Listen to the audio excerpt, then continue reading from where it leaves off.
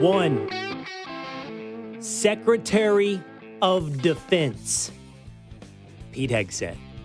My friend is now officially Captain America. Do I have to call him Mr. Secretary? What an incredible day for my friend. What an incredible day for Pete Hegseth. What an incredible day for America. Two, they're coming after my boy. They're saying he's unqualified. It's going to be an ugly fight.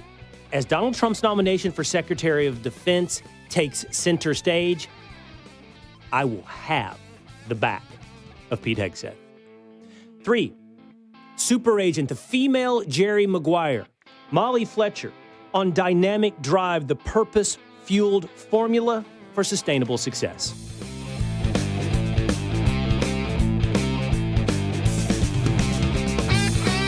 It is the Will Cain Show, streaming live at foxnews.com, on the Fox News YouTube channel and the Fox News Facebook page.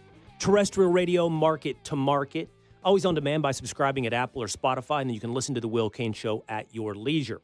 But joining us every Monday through Thursday on YouTube and Facebook will be made possible by you knowing and remembering to watch the Will Cain Show or subscribing on YouTube. There's a little button underneath the text description of this live stream.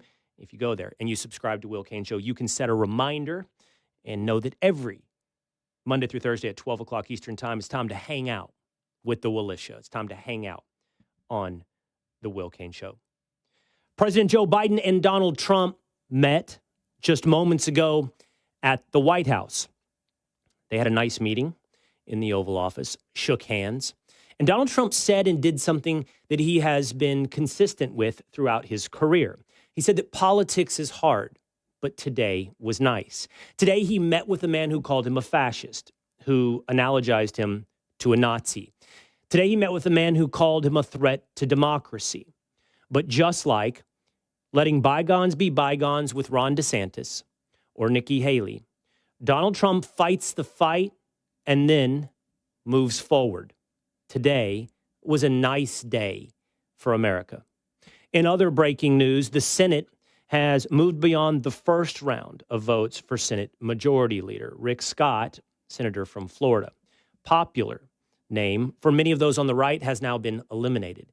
It will come down to a vote between Senator John Thune of South Dakota and Senator John Cornyn of Texas. We'll keep you apprised of any breaking news developments on that.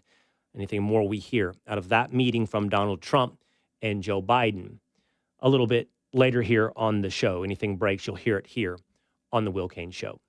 But we have to get into the biggest story of the last 24 hours. Secretary of Defense, Pete Hegseth. Story number one. So, how was your day, boys? How was your day, Willitia? How was your night? Were you surprised? That was awesome. What the heck? Let's go. I didn't know we were talking about it first. We are talking about it because here's the thing. We need to let the audience know. Our scheduled guest today here on the Will Cain Show was yet another episode of Off the Rails with Will and Pete. Our scheduled guest today was Pete Hegseth, as he does every other week here on the Will Cain Show. He is otherwise preoccupied. I have heard from my friend. We have talked. He is not going to be appearing anywhere for the short term, in the interim, because he has other bigger plans, as they are, to survive a Senate confirmation for Secretary of Defense. I cannot believe. I saw one of my favorite responses on social media was what I would pay to have a hidden camera inside the Pentagon when the first time Will Cain visits Pete Hegseth and they close the door behind them.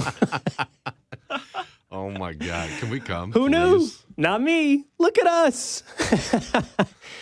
It is incredibly wild. It is incredibly wild to have one of your best friends nominated to be one of the most powerful men on the planet. And I can think of no one better to do this job.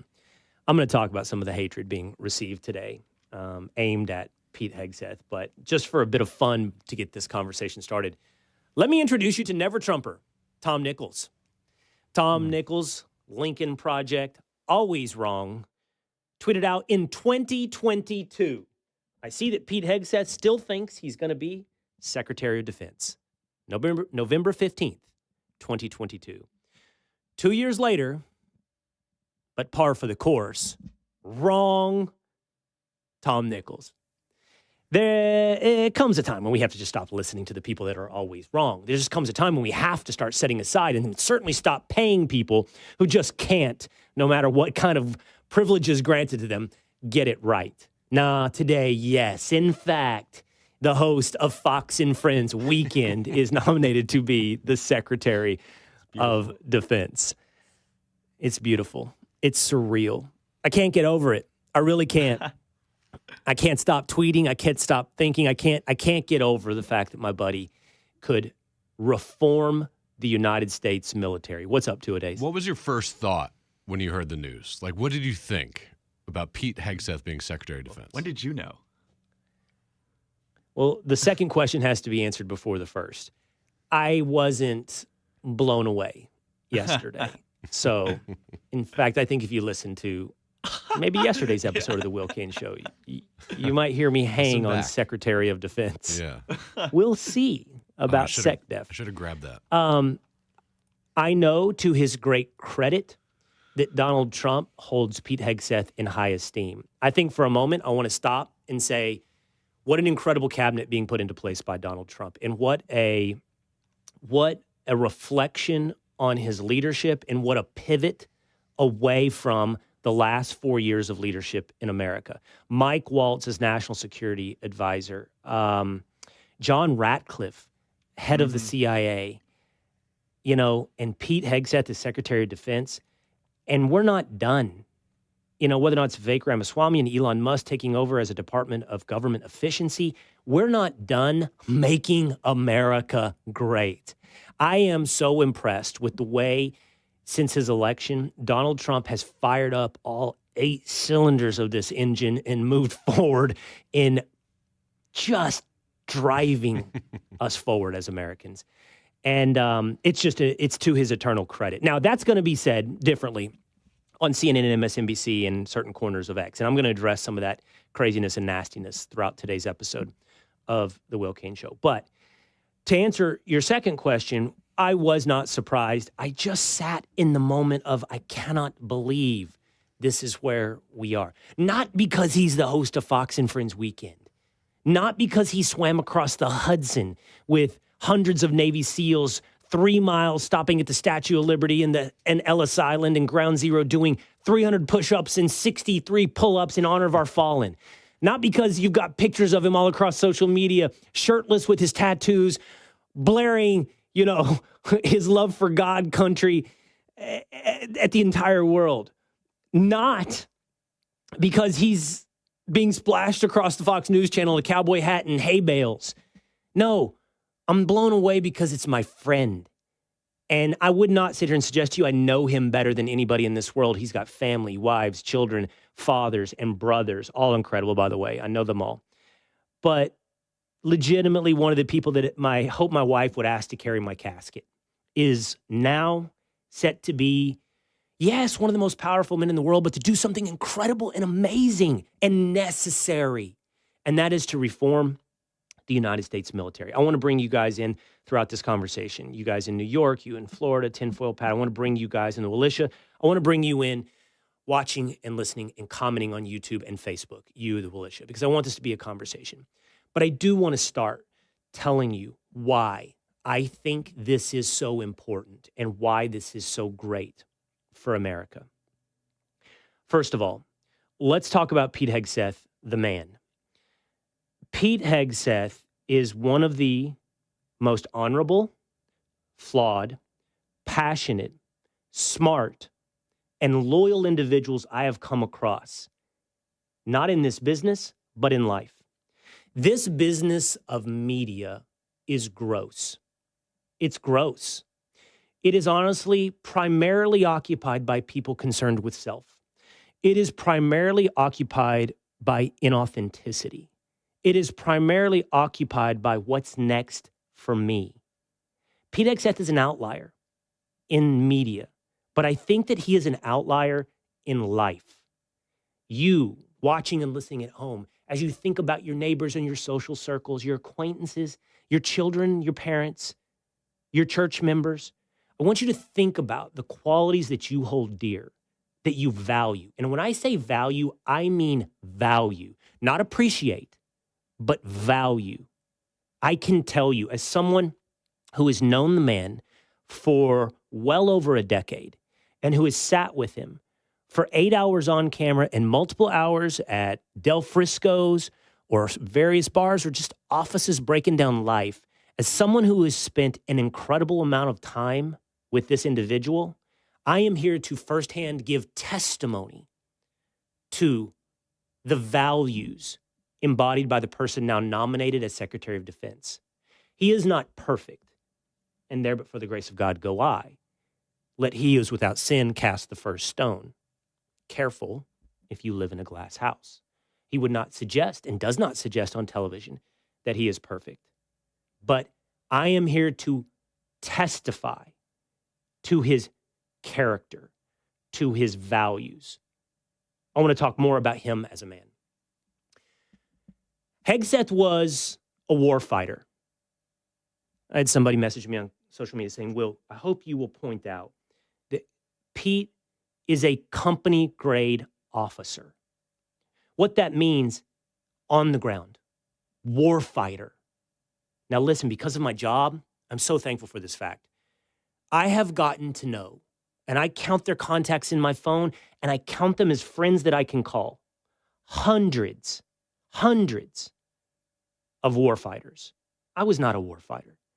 But because of my job, I'm thankful that I've been able to be around warfighters, SEALs, Green Berets, Marines, infantrymen, soldiers, sailors, pilots.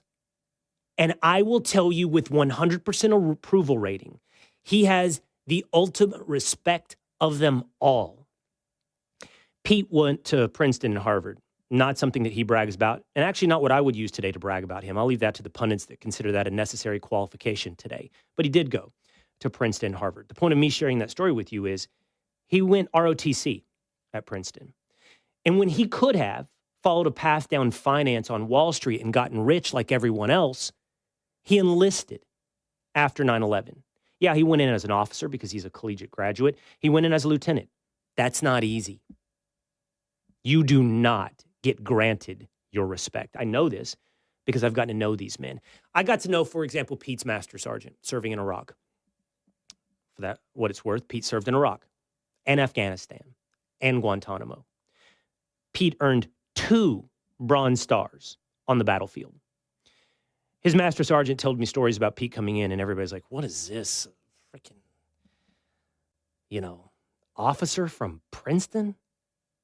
You don't step into that with your non-commissioned or your NCOs, your non-commissioned officers, with your enlisted men, with your soldiers. You don't step into that with people going, yes, sir. You have to earn that respect. I've seen it, friends. I've seen it. And how did he earn that respect? Never giving an order that he did not execute. You need to go through a door. You went through the door first, Hegseth. Over and over and over. You want to get beyond the wire? Follow Hegseth.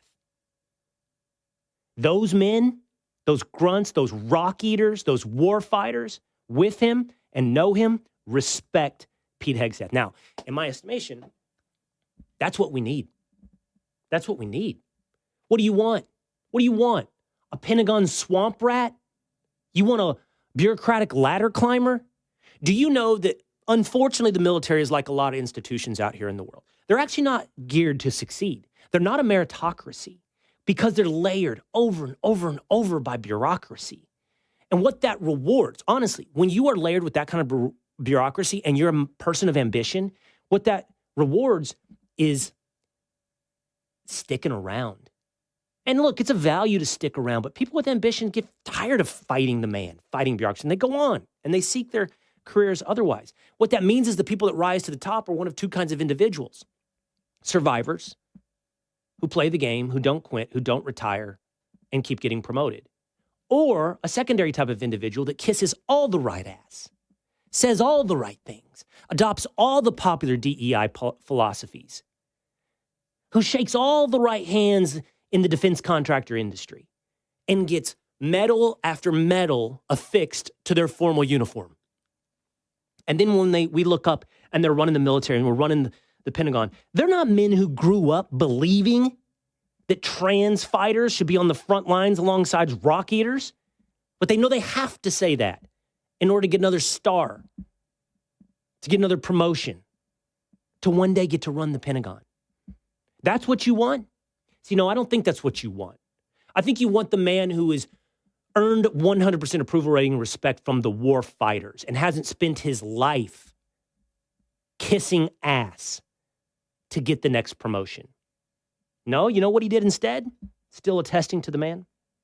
He went out and built a career. He went out and told the truth. Yeah, he's written multiple best-selling books. The latest, by the way, War on Our Warriors. The War on Warriors. 16 weeks on the New York Times bestseller list. Oh, you want to dismiss that? You want to say, oh, he sold books. That qualifies him to run the Pentagon? Let me explain to you why it qualifies him. Because what I saw, what I know, is it allowed him to spend time becoming more than a rock eater, to become a philosopher warrior. Hegseth has written about, talked about, and believes and thinks with clear-eyed vision that the purpose of the United States military is to destroy our enemies. Put into his terms, combat readiness. Put into my terms, no distraction, no other priority. See enemy, kill enemy. That's the purpose of the United States military. And no DEI initiative, no social experiment, no friend to the world, no world's policeman will ever distract him from understanding the purpose of the United States military. It's simple. It's clear-eyed. To form and execute the world's most lethal weapon, the foremost fighting force, the United States military. Questions about women in combat, questions about diversity, nonsense, doesn't want to hear it. Does it advance the simple, clear-eyed purpose of having the most lethal weapon on the planet, the United States military? But I'm not done, because I said he is a philosopher warrior. What I've seen is him evolve, really honestly, and he would tell you this at time in his life being more of a neocon. Because people that form weapons often have to want to use the weapon. It's just the nature. I've seen it. I once was hosting on CNN. I'm going to tell you this, with Elliot Spitzer, the former governor of New York, and he was advocating for the use of the military force in Libya against Muammar Gaddafi. I was then, if nothing in my life, I've been somewhat consistent. I was then skeptical. Why? Why? How does that advance American interests? And I'll never forget the line said to me by Elliot Spitzer. Never forget it to this day. What's the point in having all these toys if we're not going to use them? I was chilled. I was chilled by that narcissism. Chilled by that leadership. That is not the mindset of Pete Hegseth. No, the philosopher warrior has understood while building this weapon, it is to be wielded with wisdom. You don't go around the world just flexing it, firing off bombs, firing missiles. You don't Lindsey Graham the world. No, you speak softly and carry a big stick. And because of that, you achieve the stated national security goals of Donald Trump. Peace through strength. He has wisdom about how and when to use the United States military. You form it into being the most lethal weapon on the planet, and then you execute wisdom on when it should be flexed. This is rare, folks. It's rare human traits and values. It's rare career path and personal experience. And it is rare wisdom and philosophy that now is nominated to run the Department of Defense. That department needs wholesale change. It needs all that woke crap, those distractions, exorcised from its agenda, exorcised from the building. It needs the promotion of people who aren't just there as rats to climb the ladder in Washington, D.C., swim the swamp and climb on top of one another to survive. It needs efficiency, purpose, leadership. What I would suggest to you today is you just got a rare nominee who happens to be one of my best friends, nominated as Secretary of Defense Pete Hegseth.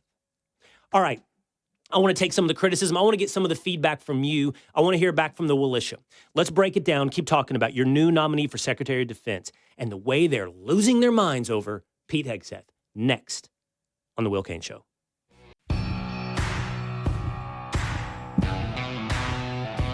Coming, my boy, you best not miss. Be careful. Coming after your nominee for Secretary of Defense, Pete Hegseth. It's The Will Cain Show, streaming live at foxnews.com, on the Fox News YouTube channel, on the Fox News Facebook page. Hit subscribe on Apple or Spotify. We'd appreciate it. Then you could always hang out with us here on The Will Cain Show. And if you think it's deserved, give it a 5-star review. Leave a comment. Share it with your friends. Leave a comment on YouTube as well, if you like. You already have begun to. Here's some of what we're hearing on YouTube. Stephen Kuster says, a rifle-carrying officer is better than an officer chasing stars. Hear, hear, Steve.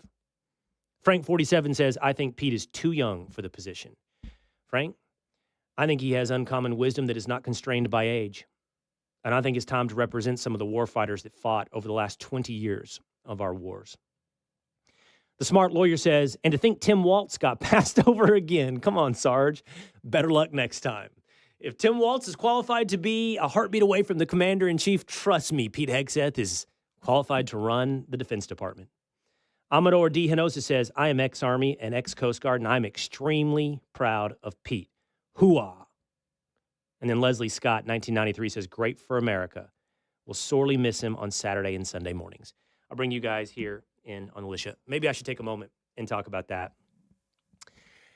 I did this morning, fellas, on Fox and Friends, and I was worried, okay? I was worried about my performance because I knew how this could go. And I did see somebody who I respect on social media say, after, it was Scott Adams, cartoonist of Dilbert, say, I've just researched more about Pete Hegseth. He does an incredible job hiding his intelligence. I mean, I get what he's talking about. Like, you're a host of a morning show and you eat steaks with your hands and let the grease drip down your chin. And you do what we do. We have fun and we be real. But you could come away with that not realizing how incredibly smart Pete Hegseth is. On the other hand, I do a good job of hiding my humanity. I don't share my emotions often, even though I strive for authenticity. And I was a little worried that I was going to get,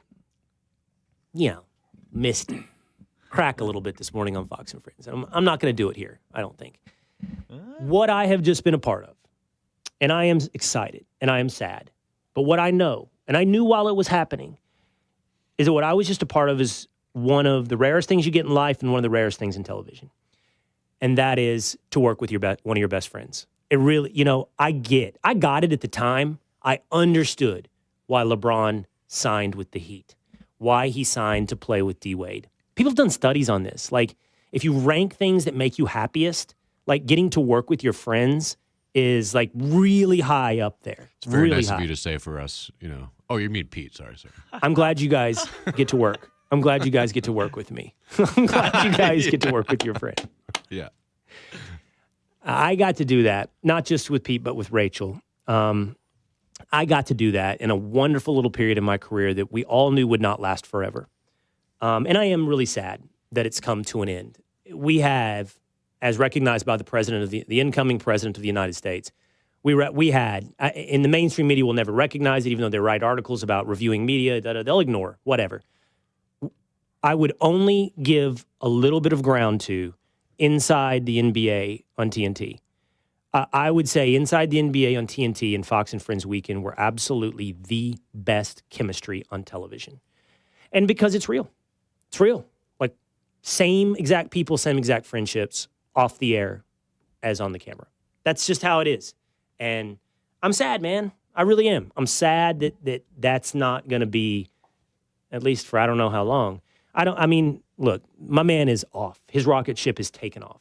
I can't imagine a scenario where he ever is sitting next to me on a couch and he's not a guest, again. But it was awesome. It was awesome on Fox and Friends. 2 days, you have this. This is Joy Reid on MSNBC. Former and future president is moving quickly to fill the clown car and round out his cabinet before he changes his mind and fires them all. Moments ago, Trump announced that he has selected Fox Weekend morning show host, you can't make this up, Pete Hegseth, to serve as Secretary of Defense, because why not? She thinks it's funny, fellas. I don't like. I mean, that's sort of what they're doing, right? That's what they're doing in every circle. She's just saying it out loud. So I guess give it credit to her. It's all implied on CNN. It's all implied on X. She's just saying it out loud. I got a lot of texts from the brunch crew, I'll be honest with you, yesterday about it. They were like, oh, boy. I know. The Brooklyn brunch crew. They were like, you got to be kidding me. A Fox and Friends weekend co-host. And I was like, yeah, absolutely. So I had to explain. I was like, don't just say that. Just do your research. And what you said earlier, there's a knee-jerk reaction, and I had to talk to some people I know about it. 3 deployments, 2 Bronze Stars. I mean, please. Yeah, I got you, James. Share this with you boys. I saw this. It's one of my favorites. I see in the studio is a picture of Pete with his American flag jacket and his We the People tattoo side by side with Lloyd Austin with his mask, glasses, and face shield. Here's your new Secretary of Defense patriot, Pete Hegseth, versus your old Secretary of Defense. I'll run through a wall for him. Gosh, there's some good variations of that online too. A lot of Pete looking good.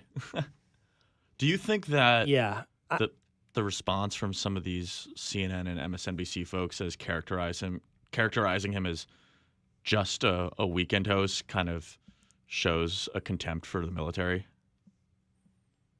Is that a step too far? You know what I think it is, James? I don't think it's a contempt for the military, although I'm willing to consider that as a motivation. I think it's something different. I'm going to give you another example here. So I just played for you Joy Reid. This is Gretchen Carlson, former host of Fox and Friends. And she wrote on X, to her great shame, by the way, to your great shame, Gretch, from silly diner interviews on Weekend Fox and Friends to Secretary of Defense, I never thought I'd say I'm stunned about any pick after the election, but nominating Pete Hegseth for this incredibly important role, yes, he's a veteran, and question mark. Here's what I think about, James, some of these TV personality types. I think they see the world through their own lens and see the world and reflection of everyone else on media as them. And in that way, maybe they wouldn't be wrong. You know, it's absurd to think about someone like Joy Reid taking an important position. It's absolutely absurd, you know? And what she looks at Pete as is maybe even a lesser version of herself. She's like, I've got a primetime show on a network that nobody watches, MSNBC, and he's a Fox and Friends weekend host. And she looks at those qualifications, and what she's essentially saying is, I would be embarrassingly unqualified to do something like this. And I would say, you're right, Joy, but you ain't no Pete Hegseth. You see, they're thinking about it only in terms of who they are and seeing it through the lens of the media. They're not, A, thinking about a man who's had 3 deployments and won 2 Bronze Stars, who volunteered to serve the United States military. And they're not thinking about it in terms of something that is also incredibly rare. His intellect and his wisdom. Hey, here's the truth. I'll tell you guys in New York, most people in media aren't that smart. That's the truth. They're not. And Gretchen Carlson, this is no intelligent person. What on her life has ever suggested that she is smart or wise? Nothing, right? Because she's a TV host, and that's par for the course, and you don't have to be to read a teleprompter, okay?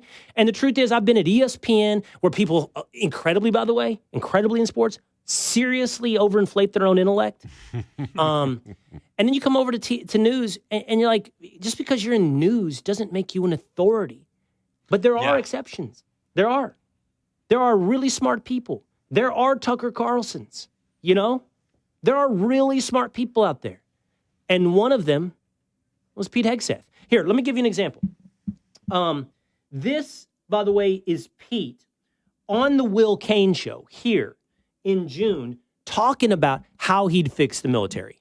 What can be done to save the military? No, they don't. You'd want multiple terms, by the way. You need a Trump presidency, and then you need a follow-on, I think. But Trump's going to have 15 fires to fight, and I think the DOD needs to be atop that list. You got to fire the Secretary of Defense. You got to have a new chairman of the Joint Chiefs. You got to have very strategic firings of particular generals who are very heavy pushing DEI and CRT and environmental stuff, extremism stuff. Out, you're done. And you don't have to fire everybody. You have to make example of some high-profile folks who were invested and involved in this, so that the institution recognizes the new incentive structure is not to peddle these things. Then you ban DEI, you ban CRT, you take women out of combat units, you ban transgenderism, and you're going to have a whole chunk of the military that says, "Oh, finally, sanity's back. I'm ready to go. Let's do this." And then you just have to change the way you recruit. Man, that right there is a recipe for reform. And by the way, let's not overlook what he said there at the end about then you change recruit. You know that military recruiting is down every year, and it has been for sometimes like this is really bad. Dudes don't want to join the military. It's not cool. It's been made a joke by these stupid leaders that wear a face mask and a shield and force all this bullshit down on the world's most lethal fighting force, the military of the United States of America. And then there's dipshits like Jim Acosta. Jim Acosta tweets out of CNN. In a sign he's been making his cabinet selections while watching TV, Trump picks Fox anchor Pete Hegseth for Secretary of Defense. Hey, Jimbo, how about also Bronze Star winner 2 times over? Stay clean in your air-conditioned studios and makeups, and hopefully you'll make it through the layoffs at CNN. Or how about this? Pocahontas herself, Elizabeth Warren. If Fox and Friends Weekend co-host is not qualified to be Secretary of Defense, I'd lead the Senate military personnel panel. All 3 of my brothers served in uniform. I respect every one of our service members. Donald Trump's pick will make us less safe and must be rejected. Good luck with that, Liz. 53 Republican senators, because you guys are doing such a bang-up job of even convincing your own voters that you're wise. And by the way, you're a fake Indian, so sit down.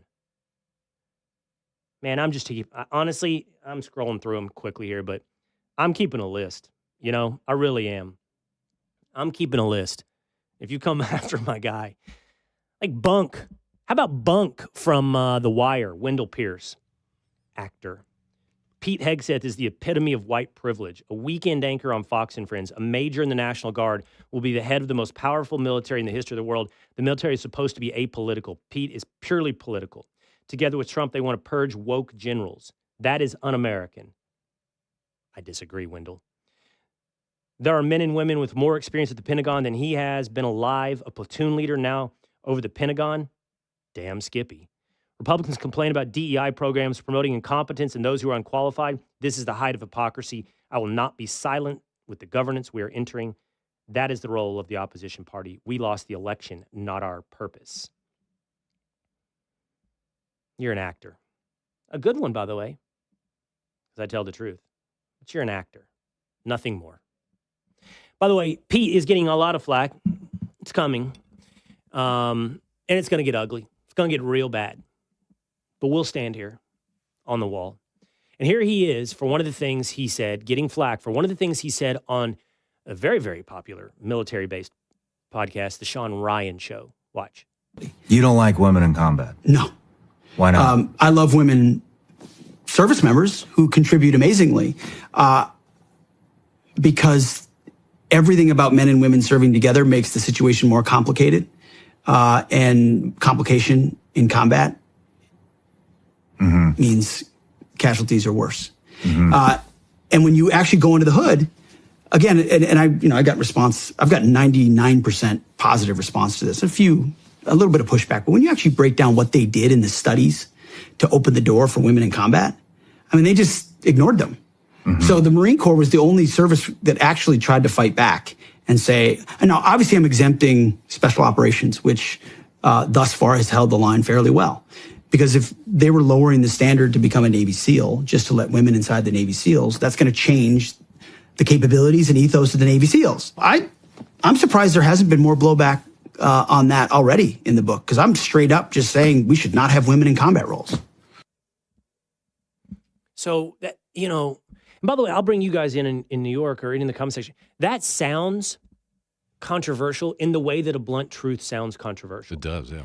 This is what I would say you need to understand about what he's saying. He doesn't have antipathy towards women. He has respect for women in the military.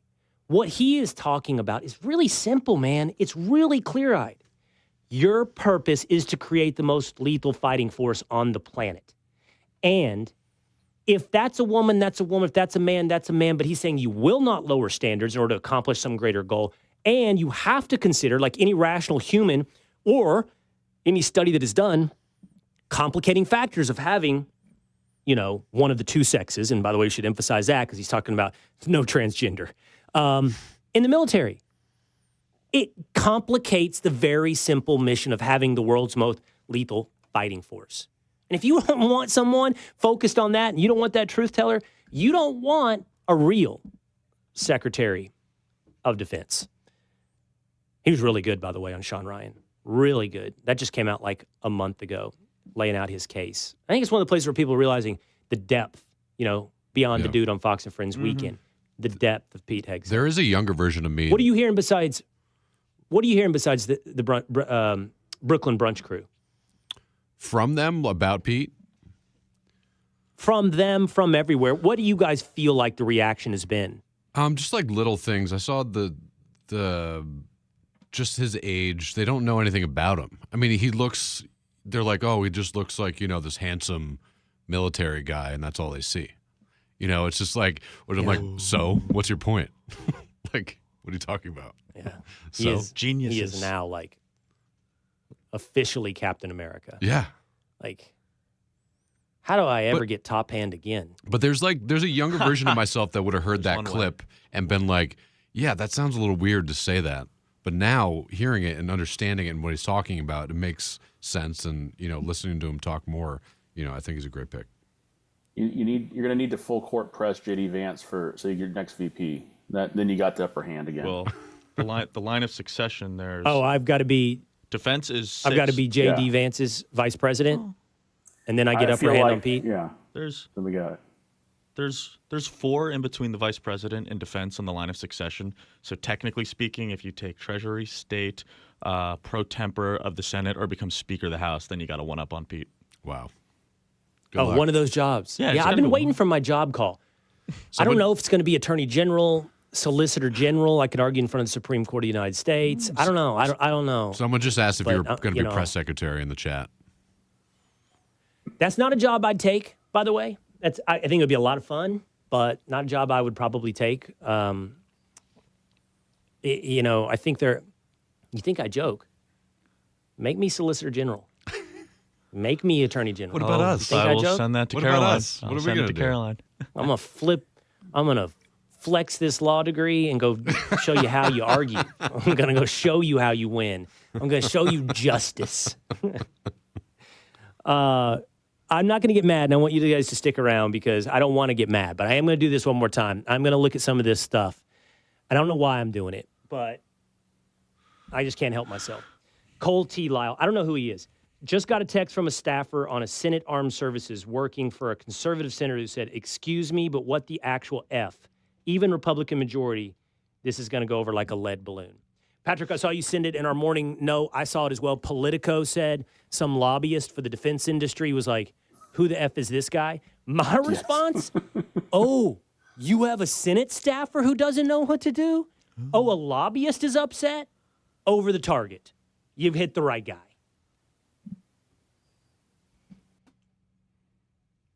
I got so many people here. I don't even want to spend time on these guys. I'll tell you what. Roland Martin, Keith Boykin, Chris Jackson, Joe Walsh, Bakari Sellers. Pissing off all the right people. Got nothing for you. Only the finest people. Nothing for you. But I do have one thing. Adam Kinzinger. Wow. Trump picking Pete Hegseth is the most hilariously predictable, stupid thing. This dude, at one time, would have been counted as a friend to Pete Hegseth. Nothing lower, Kinzinger, than this kind of loyalty, than this kind of attack. Sorry, bottom-dwelling, cellar-dwelling, bottom-of-the-river muck, sorry individual. Nothing. Not even something on the bottom of my shoes I need to worry about scraping off. Nothing to reveal that kind of character. Adam Kinzinger. Let's leave you with this. A few months ago, Fox and Friends Weekend, Rachel Campos-Duffy, Will Cain, Pete Hegseth sat down with President Donald Trump. And there might have been a moment that was a teaser that made this maybe not so surprising. I give you Donald Trump. What are you going to do to rebuild our military? And I would add to that, rip out the woke stuff that's happening. That all the vets and the service members see is embedded in our Pentagon right now. You know the military better than anybody. I'd put him in charge. I really would. I often think of it. He'd do a great job. I talked to him about it a little bit. We talked about let VA. go of him easily. We ended up doing good. No, the show has to do worse. If the show does worse, if I see the ratings go down, I'm going to steal them. I'll steal all of you, frankly. But no, he would be unbelievable at defense. He would be unbelievable at defense. There you go. Might have seen it coming. He's going to be unbelievable at defense. Pete Hegseth. Let's take a quick break. Don't go anywhere. While you're here, hit subscribe on YouTube, hit subscribe on Apple or Spotify. We're going to be back here tomorrow. We did 1.5 million viewers yesterday on Facebook, 100,000 on YouTube. It's just been incredible here on the Will Cain Show for the past 2 weeks. And we appreciate you and we love you for it. And we want you to hang out in what truly is a hangout, a unique show in the universe that is Fox. We want you here every day, okay? So we want you in the comment section. We'd love your 5-star reviews. We'd love your subscription on all those channels. When we come back, we're going to have the female Jerry Macguire, a super agent on Dynamic Drive, the purpose-fueled formula for sustainable success. Next on The Will Cain Show. Dynamic Drive, talking to the female Jerry Macguire. Next on The Will Cain Show, streaming live at foxnews.com, on the Fox News YouTube channel, and the Fox News Facebook page. Subscribe at Apple, Spotify, or on YouTube. Drop into the comments. Become a member of the Willitia, like Kendall Ridings, who says, promoted from the Willitia to Secretary of Defense. See? You never know. Pete was a member of the Willitia. You, too, might be the next Secretary of Defense. Melanie Wilkening says on YouTube, I noticed Pete cut his hair. You know, Melanie, I didn't think about that at the time. I'm going to find out. I think that might have had something to do with the haircut. He acted like it was just time and he'd been given a hard time enough, or maybe the election. Maybe it was time to clean up for the election and put on a tie. But now that I'm thinking back, Melanie, I'm starting to wonder about the haircut. Donna Charlo says, we all love Pete. President Trump knows what he's doing.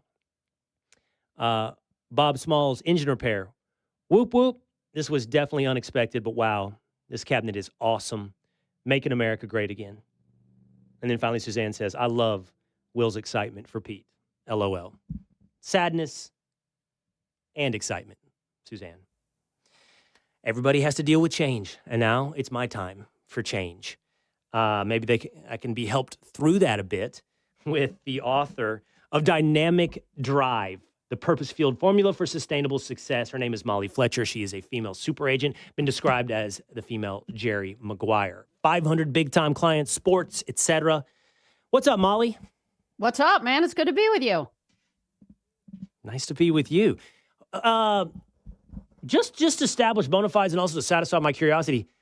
Can you share with me some of your big clients? Yeah, for sure. So, John Smoltz, pitcher, obviously in the big leagues for a long time. Doc Rivers, Tom Izzo, Billy Donovan, Matt Kuchar, Ernie Johnson Jr. I had a team of agents, mostly guys, right, that helped serve the athletes and coaches that we worked with. But yeah, we had, they were great at what they did, Will. But the truth is, all those guys that I just rattled off they're incredible people too. So that's what made it awesome. Yeah, that's. I mean, when you can say that and mean it, and that's what I've tried to say today about my friend, next Secretary of Defense. When you can say that and you mean it, that's the special stuff in life. I would love to talk about Dynamic Drive. Your book, helping people understand the path toward success. In it, I know, Molly, you've got like 7 keys to unlocking your Dynamic Drive. And look, a lot of it, Molly, is things that I think we've talked about. We intuitively know on some level. Things like resilience and curiosity and discipline. If you had to say among these 7 keys, the one that stands out to you that you think maybe doesn't get enough attention, what would you focus on? Well, mindset to me is critical to shifting, to stepping into change. And we have like 70,000 thoughts a day, right? So if we aren't intentional about what we're telling ourselves and we just allow that to just rinse and repeat on automatic, often, unfortunately, it's maybe an inner critic that's talking to us versus maybe an inner coach.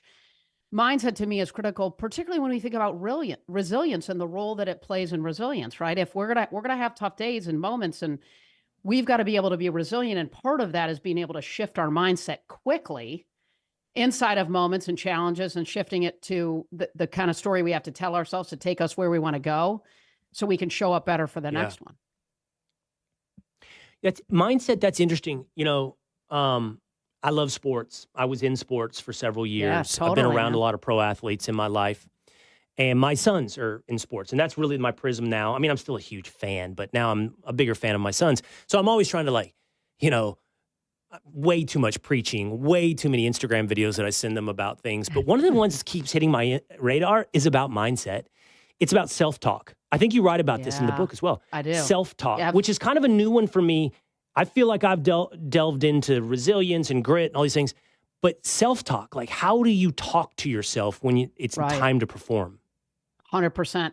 Well, and think about it. I mean, and from the lens of sports, right, which is the lens by which I see most everything. I mean, if you think about when Smoltz was pitching, right, like if he stepped up on the mound and went, man, I hope I don't walk this guy. They'll put two guys on, and then I got, that's not what he would tell himself. He would say, listen, I've sat this guy down the 7 other times that I've faced him. I'm going to sit him down. I'm going to put him back in the dugout, and we're going to be rolling into the next inning. What we tell ourselves is integral, right? If an athlete steps on the line and has to drain a couple free throws, they can't step on that line and go, oh man, I hope I don't. They have to say, I'm prepared, I'm ready, I've done this. And I think when we think about confidence, which we want for our kids, right? Well, my husband and I have 3 daughters. I mean, all played sports too. And we want confidence. Confidence comes through action. It's through stepping into the fear, stepping into the moments when maybe we don't feel as comfortable as we wish we would. We do it scared with the kind of mindset to recognize that, hey, yes, this is challenging. Yes, this is tough. I'm prepared. I'm ready. And I can execute in this moment. I had a baseball player once who was struggling at the plate, and he was like 0 for his last 24 at the plate. And I put together this hype reel of just one at bat after another that was just sick, right? Him rounding the bases, going oppo field, right? Guys coming out of the dugout. And I said, listen, man, before tonight's game, just watch this video, right? Like watch this video. You know that you can do this. Watch this video and reset mentally. And I think, and then that night he went like 2 for 4 with a bomb in the bottom of the 8th. But we as business people, non-athletes, we need things that we tell ourselves. And we got to consider, how did a great coach, a great teacher, how would somebody that is supportive of you with no agenda, what would they tell you? And then how can you shift that negative script to one of a great coach or a great teacher or a supportive parent that they would have told you? Yeah, because in the end, this isn't about sports. By the way, I have on that note, like a soccer video. Totally. My boys play soccer, so I get fed a lot of soccer videos. And it's one of the, I can't remember who it was. I think it's Ronaldo. It's one of the world's best soccer players. And he's like muttering to himself before he checks into the game, I am healthy, I am strong. Just all these affirmations about who he is and getting his mind right. And by the way, I don't know if anyone's ever played tennis. It wasn't my primary sport, but I did play enough. I think tennis is one of the best illustrations of what you're talking about. Like, you are constantly in a mental battle with yourself to understand the idea of momentum and your thoughts on momentum. Yes. Like, all right, I'm down 30 love, I'm down 40 love, the game's not over. Or even when you're up, like, don't relax. Like, it's just this constant dial on your brain playing tennis. Yeah, and you're often, if you're playing singles, and I played tennis at Michigan State for 4 years, and you're by yourself, you're standing out there, and you've got to tell yourself the right messaging in that moment. And so I think it's about saying, how can what might be viewed as an obstacle, how can I shift it to be viewed as an opportunity? How can I take that maybe something that I'm telling myself that is a little bit negative, that isn't to something that is in fact more positive. And I think when you look at the other key inside of dynamic drive that I talk about a lot, that I think is relevant, as you said, this is not a sports book, right? It's energy. When we think about the world that we live in with a level of demand that's coming at most people today in business, personally and professionally, we have to be really intentional about who and what we choose to give our energy to.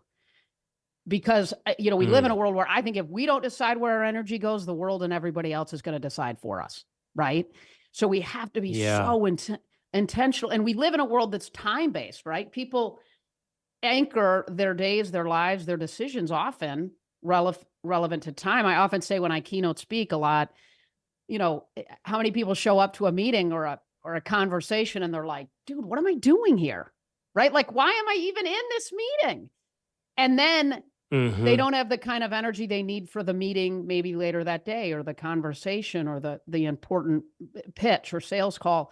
So we have to be intentional about our energy too, which is a key in Dynamic Drive. But fundamentally, Will, part of why in many ways I wrote this book, and I think many of your listeners can relate and you can, is that the world sees all these moments of achievement in sports and in life. We're hyper focused on these high moments of achievement that people come forward and illustrate all over the place, on social media, everywhere. But what I saw for 2 decades is everything that went into getting there, and then who they became as a result of the journey. And fundamentally, what candidly breaks my heart is that I observed a common thread, which is that a lot of people achieve remarkable success, but very few find fulfillment too. And that's why Dynamic Drive is about aligning our deepest values, our purpose, our mission, the legacy we want to leave in our lives with our goals, with our commitments, so that we're becoming the best version of ourselves with remarkable intention, with alignment to what matters.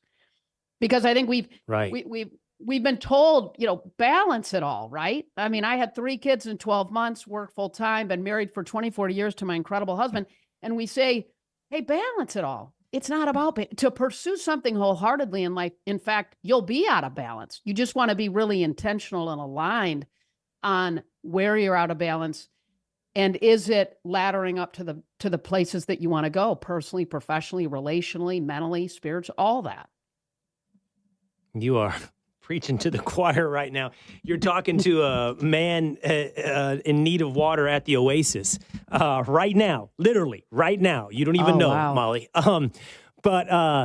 Yeah, just being intentional and being in control of your energy, those things you're saying, and understanding balance, and also priorities and what's most important in life. And I think that's also interesting when you talk about drive, because we think of it as ambition and accomplishment. And I certainly have been somebody like that in my life, but it changes. It's dynamic. Yep. To your point, totally. Drive has 100%. To be dynamic.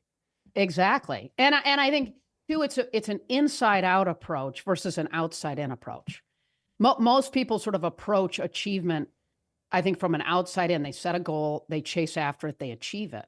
Well, Dynamic Drive is about who we're becoming every single day along the way in service of becoming the best version of ourselves every single day, stacking one great day on top of another, because otherwise complacency will set in, which is the opposite of Dynamic Drive. And so, this is an important approach to life. It's really a way of life. Saying yes to what you want to say yes, saying yes and knowing why, saying no and knowing why. So Dynamic Drive it is. It's dynamic, but it's what's really, I think, important. And Will, I mean, you've had a tremendous amount of success, and so many people in the world have. And I think that when we think about our pursuit of better every single day, that thread of ensuring that we are aligning our pursuits with our values and our goals is integral to sustained high performance. And nothing breaks my heart more than seeing people stack great wins on top of another and then having an emptiness inside. And so we've got to be really intentional and inside out approach to pursuing better every day, for sure. But I want to know more, man. Idea. What do you mean when I'm taking you to the water, dude? You got to tell me. I can't. And I can't tell my audience that I can't. I got to deal with it all as it comes, but I think I will be helped out by reading Dynamic Drive, the purpose-fueled formula for sustainable success. I think everybody watching would be helped out as well. It's incredible, Molly, as today has been this conversation. I wish you the best of luck. I look forward to meeting you in person perhaps one day. This is it's an awesome book. Thanks so much, Will. It's great to be with you. Thank you, Molly. Great to be with you as well. There she goes, Molly Fletcher. Again, check it out. Dynamic Drive, the purpose-fueled formula for sustainable success. Well, fellas, what a day. I don't think I even got to it all. I don't think that I even got to it all on what I got to say, but here's the thing. we got a confirmation process ahead of us. So I think there's going to be plenty of time. Mm-hmm. Yeah. Got a lot to say. All right. Well, you know what? We're going to be able to do it right here on the Will Cain Show. That promise I can make. All right? And we'll do it as early again as tomorrow. Same time, same place. I hope you'll be here. I'll see you next time on the Will Cain Show.